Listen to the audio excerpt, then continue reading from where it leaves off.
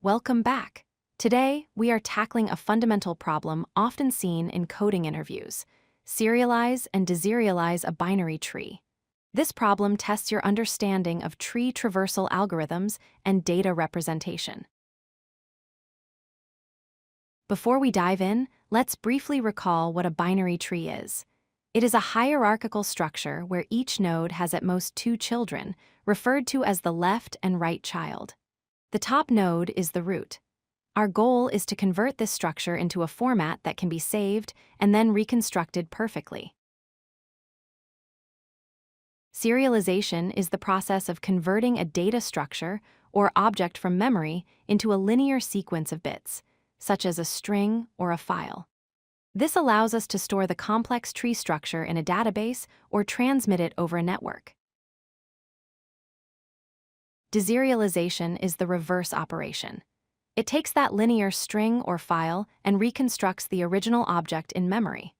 For our problem, this means taking a string like 1, 2, 3 and rebuilding the exact same binary tree structure with all its connections.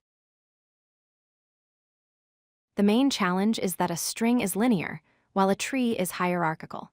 If we simply list the values like 1 and 2, we lose the information about whether 2 is a left child or a right child. To fix this, we must explicitly record null values to represent empty positions in the tree. One common approach is using depth-first search, specifically pre-order traversal. In this method, we process the root node first, then recursively serialize the left subtree and finally the right subtree. If we encounter a null node, we append a special marker, like the letter X, to our string. Let's see this in action. We start at the root 1, then we go left to 2. 2 has no children, so we record X for its left and X for its right. Then we backtrack and go to the right side of 1, which is 3. This produces a unique string that fully describes the tree structure. To deserialize, we split our string into a queue of values. We pop the first value. If it is a number, we create a node. Then, because we used pre-order traversal, we know the next values in the queue belong to the left subtree, so we recurse left. After the left side finishes, we recurse right.